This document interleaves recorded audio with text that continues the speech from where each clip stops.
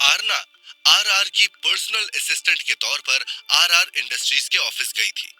वहां जब रुक्षित ने उसे कोई मर्डर करते हुए दिखाने की बात कही तो वो वहां से भाग निकली और रामू से बात करने के बाद कहीं चली गई थी।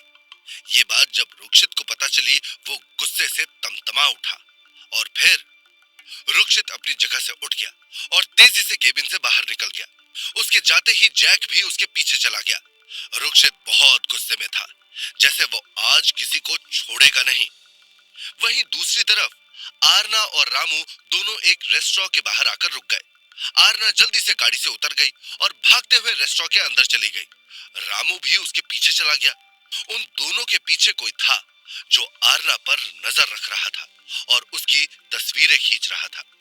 आरना जैसे ही अंदर गई उसे एक टेबल पर रूही बैठी हुई दिखाई दी और उसके साथ शिवांश भी था।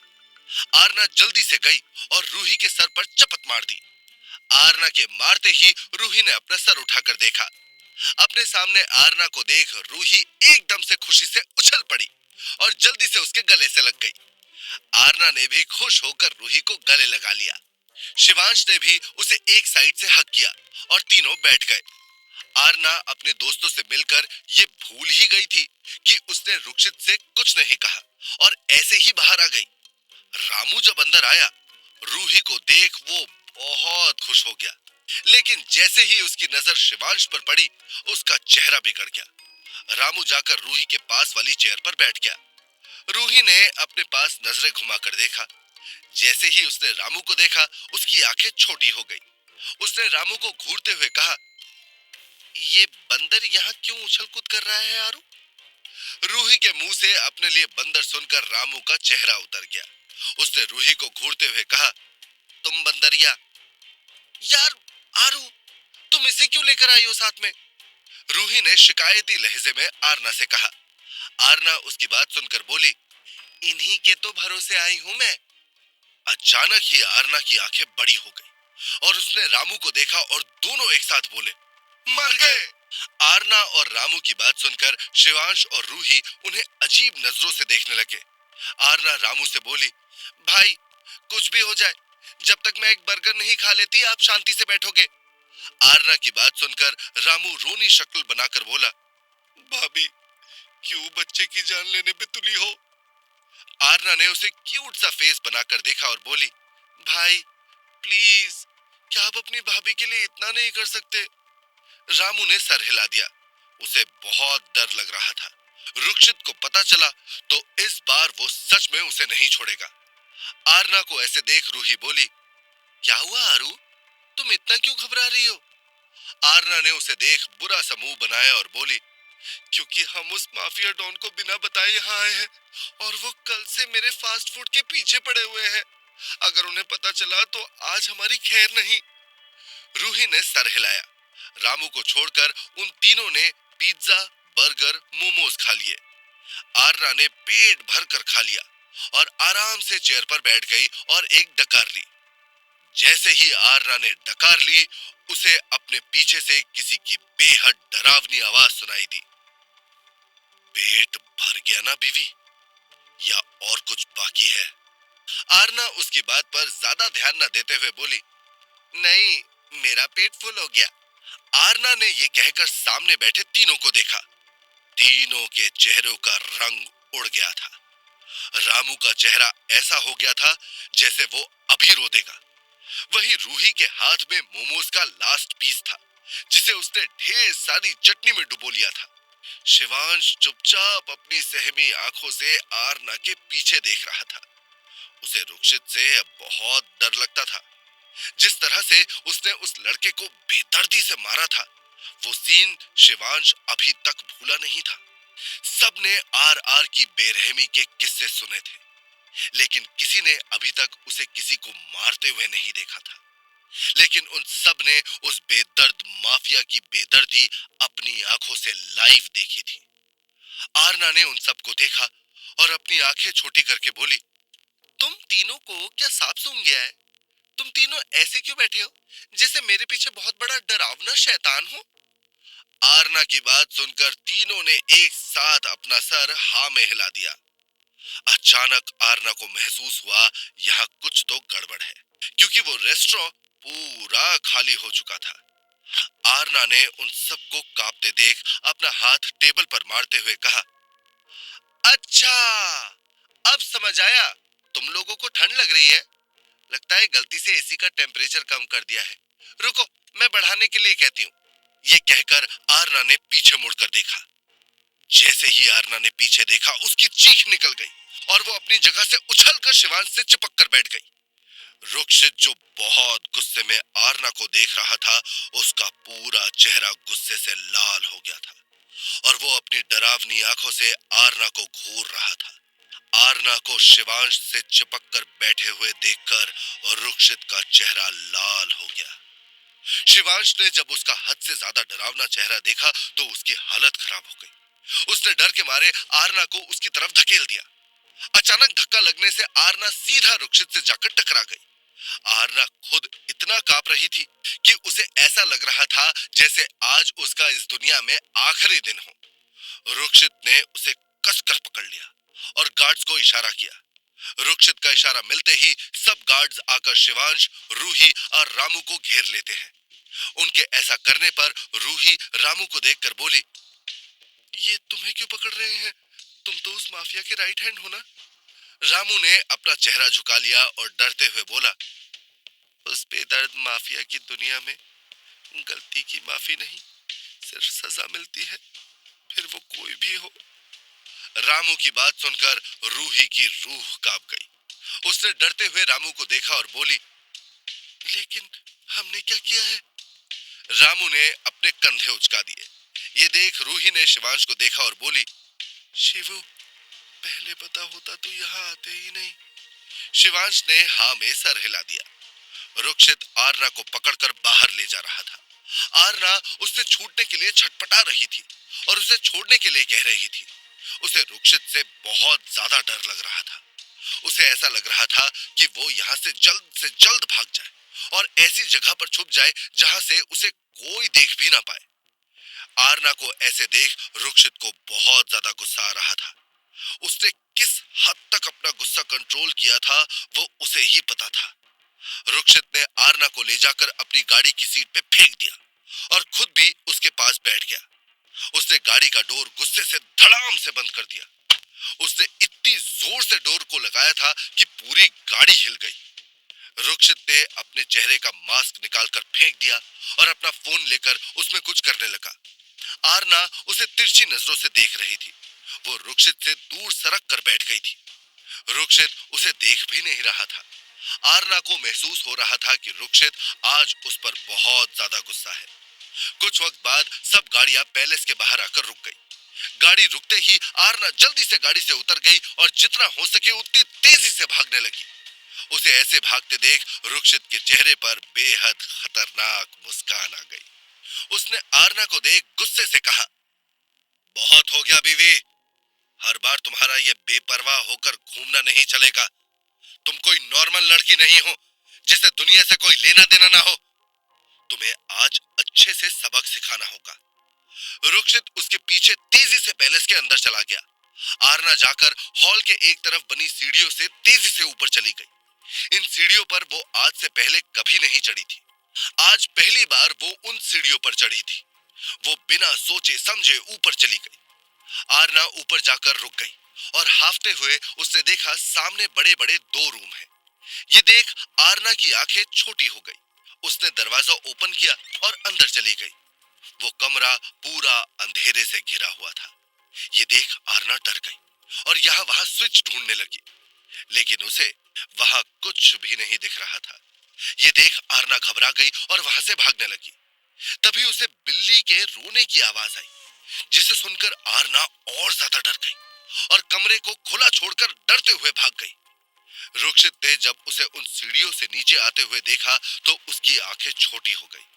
उसने जब बिल्ली के रोने की आवाज सुनी तो गार्ड्स को इशारा किया। उसका इशारा मिलते ही दो गार्ड्स भागते हुए ऊपर चले गए। आरना तेजी से नीचे आ गई और रुक्षित के सीने से लग गई। रुक्षित ने उसे अपनी बाहों में नहीं पकड़ा। उसने अपने एक हाथ से आरना की बाह को पकड़ा और उसे अपने आप से दूर कर दिया और वहां से बेसमेंट की तरफ चला गया। आरना बहुत ज्यादा डरी हुई थी। उसने जब रुक्षित को जाते हुए देखा तो वो रोते हुए उसके पीछे चलने लगी। उसने देखा रुक्षित उसे देख भी नहीं रहा। ये देख उसे और भी रोना आने लगा। रुक्षित उसका रोना सुनकर गुस्से से फूटते हुए बोला, चुप, बिल्कुल चुप।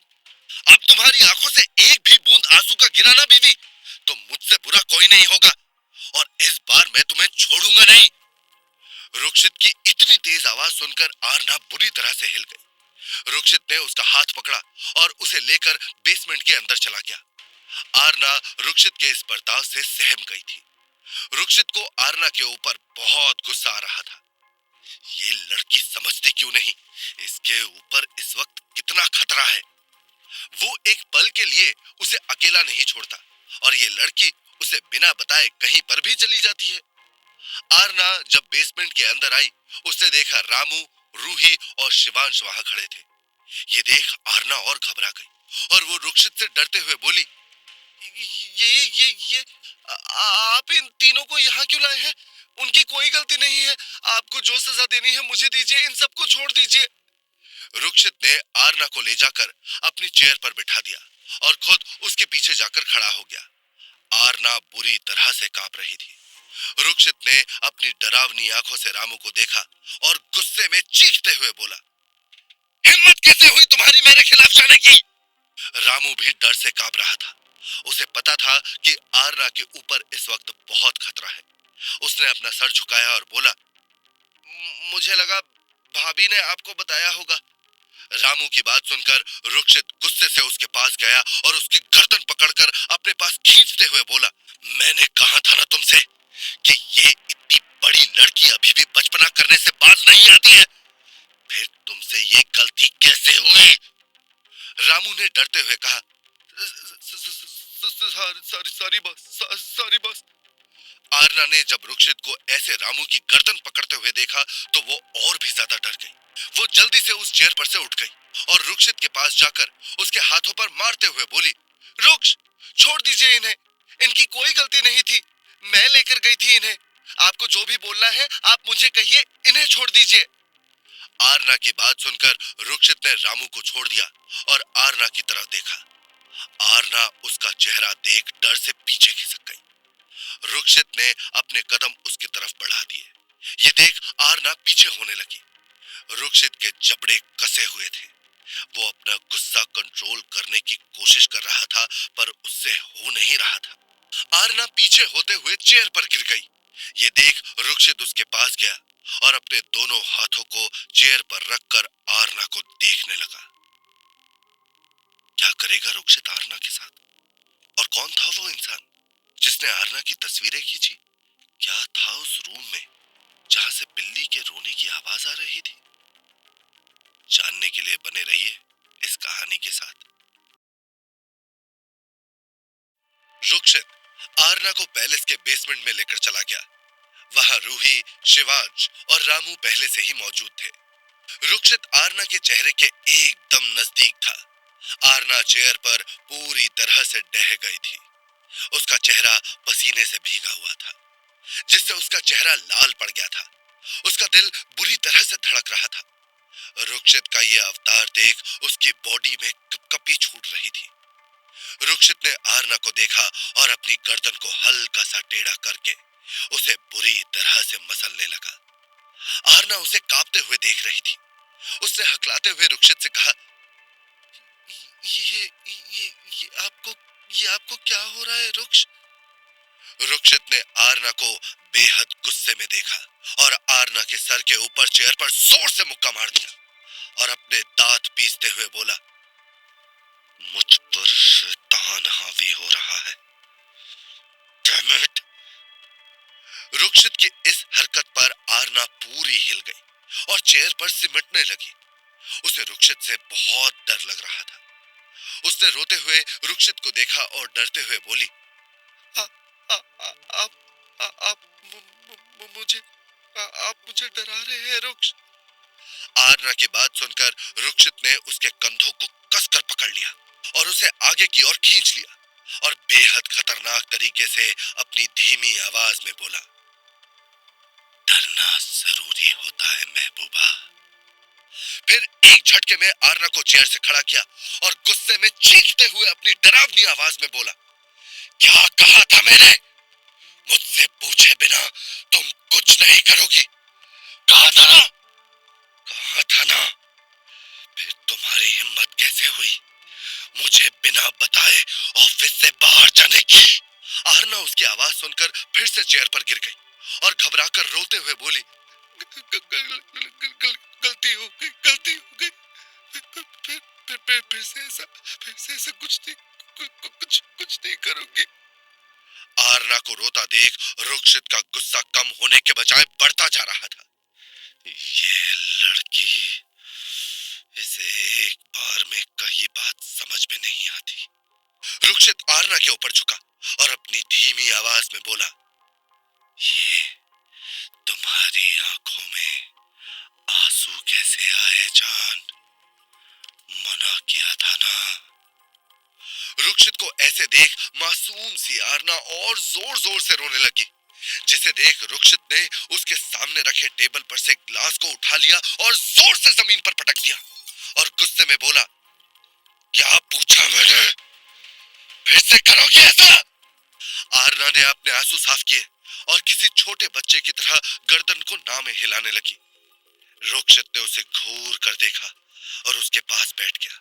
ये देख आरना चेयर के कोने से चिपक कर बैठ गई।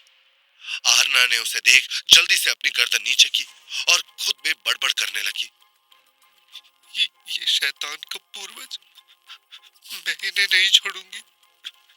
इनकी हिम्मत कैसे हुई मुझ पर इतना गुस्सा करने की, वो भी मेरे दोस्तों के सामने। भाई को तो साथ लेकर गई थी, डांट भी ऐसे रहे जैसे मैं कोई छोटी बच्ची हूँ। जाइए, आज अकेले कमरे में सोना, मैं तो आने से रही। बड़े आए शैतान कहीं के, मेरा चैन से खाया हुआ बर्गर भी हजम नहीं हुआ था और ये मेरे पीछे ही आकर टपक पड़े। सबकी नजर आरना पर थी। किसी को भी विश्वास नहीं हो रहा था कि रुक्षित ने उसे इतना डराया, फिर भी वैसी ही है जैसे उसे कोई फर्क ही नहीं पड़ा। शिवांश और रूही ने अपना सर हिला दिया। उन दोनों को ही पता था आरना बचपन से ऐसी ही थी।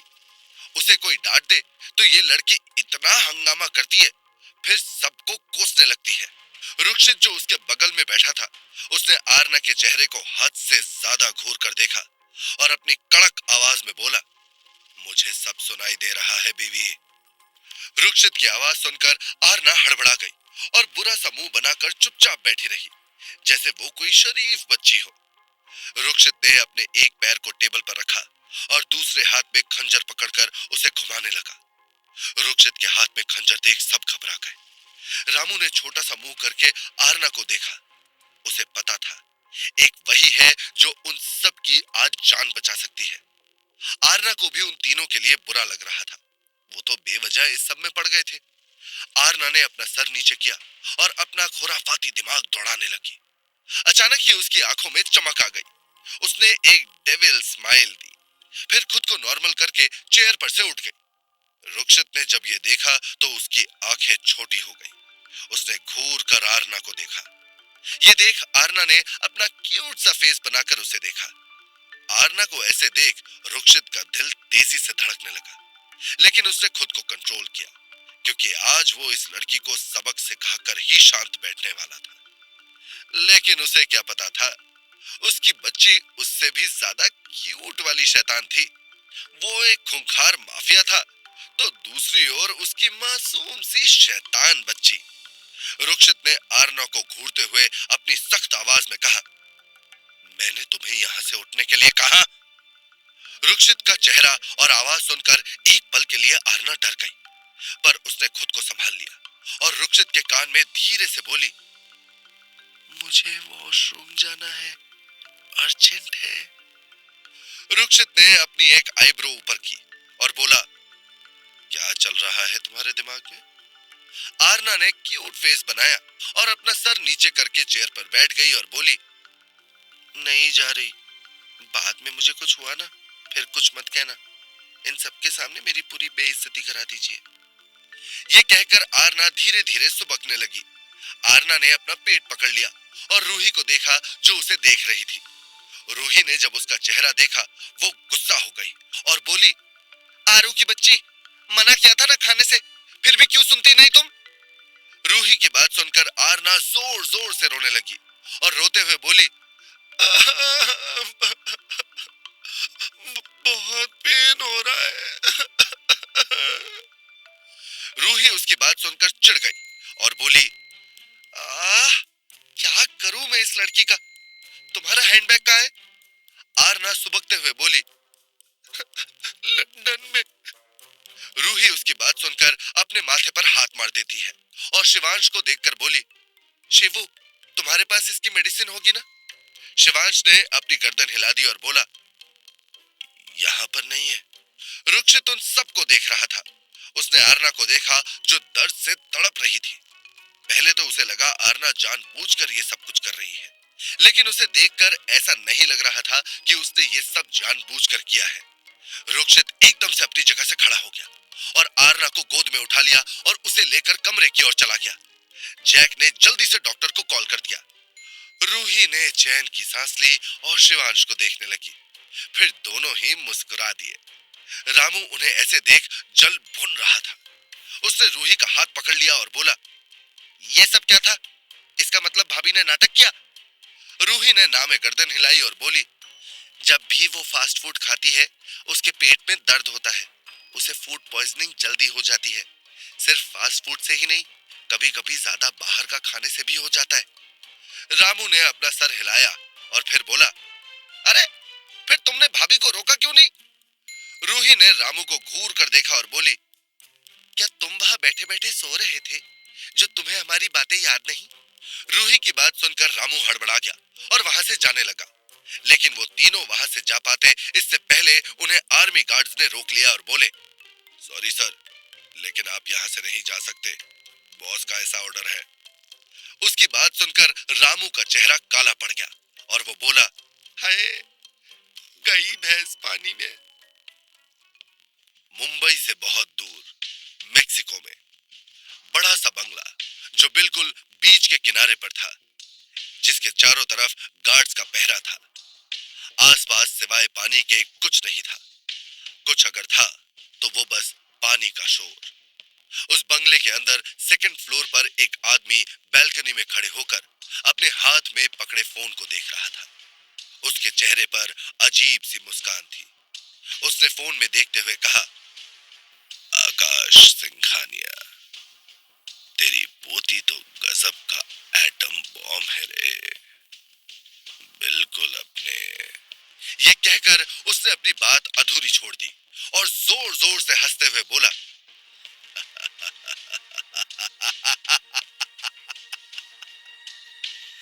कोई बात नहीं, अब तूने इतने साल उसे छुपा के रखा, लेकिन सही वक्त पर उसे बाहर निकाला है।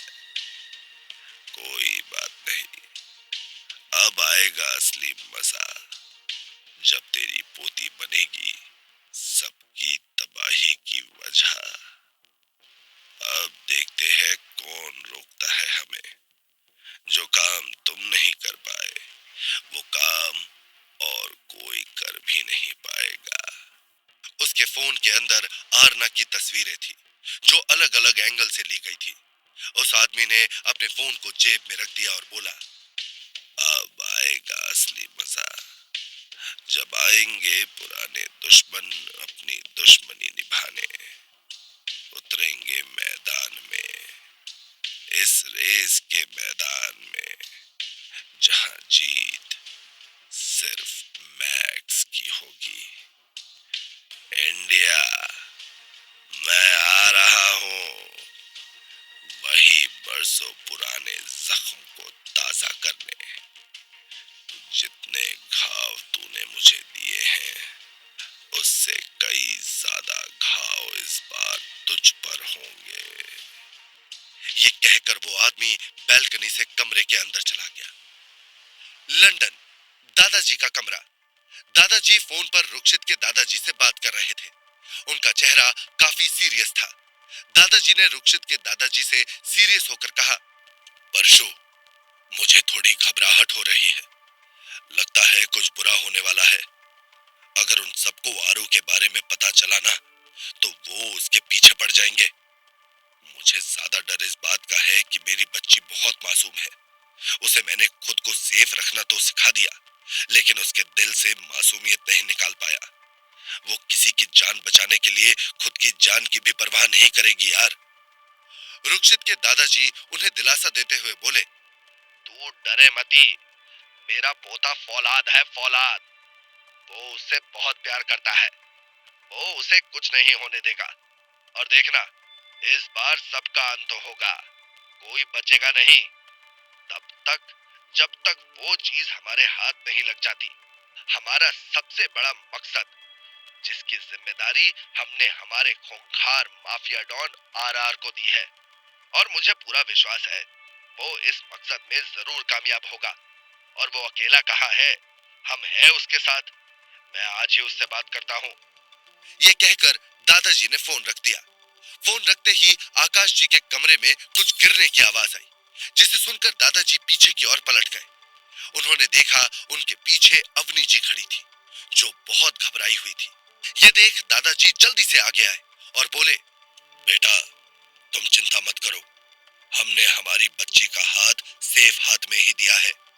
कुछ भी हो जाए, वो आरना का हाथ और साथ कभी नहीं छोड़ेगा। अवनी जी ने अपने आंसू साफ किए और कमरे से निकल गई। Mumbai, R R palace. Rukshit ने आरना को कमरे में ले जाकर बेड पर लेटा दिया और साइड में बैठकर अपना फोन देखने लगा। उसने आरना को एक बार भी नहीं देखा। उसका पूरा ध्यान अपने फोन पर था। रुक्षित को ऐसे देख आरना को बुरा लग रहा था। तभी जैक ने दरवाजे पर नॉक किया, जिसे सुन रुक्षित ने उसे अंदर आने को कहा। जैक एक लेडी डॉक्टर को लेकर आ गया था। रुक्षित बिना किसी भाव के वहां खड़ा था। डॉक्टर ने आरना को चेक किया और कुछ मेडिसिन देकर बोली, बॉस, लेडी बॉस को फूड पॉइजनिंग हुआ है। मैंने मेडिसिन दे दी है। इन्हें जल्दी आराम मिल जाएगा, और हो सके तो इन्हें जंक फूड से दूर ही रखिए। ये कहकर डॉक्टर वहां से चली गई। उनके जाते ही रुक्षित बालकनी में चला गया। ये देख आरना को रोना आ गया। रुक्षित उसे इग्नोर कर रहा था। उसे आरना पर हद से ज्यादा गुस्सा आ रहा था, और अब उसका पेट खराब हो गया है। ये सुनकर उसे और ज्यादा गुस्सा आ रहा था। वो इस बार आरना को नहीं छोड़ने वाला था। बस एक बार वो ठीक हो जाए। रुक्षित गुस्से से रेलिंग को पकड़कर खड़ा था। तभी उसका फोन रिंग होने लगा। रुक्षित ने फोन उठाकर कान पर लगा दिया। दूसरी साइड की बात सुनकर रुक्षित गुस्से से पागल हो गया, और वो तेजी से कमरे के अंदर आ गया और आरना को गुस्से में घूरने लगा। उसने अपनी डरावनी आवाज में आरना से कहा, आरना, तुम्हारी हिम्मत कैसे हुई ये सब करने की? किसका फोन आया रुक्षित के पास, और अब क्या कर दिया आरना ने? जानने के लिए सुनते रहिए ये रोमांचक कहानी, सिर्फ पॉकेट एफएम पर।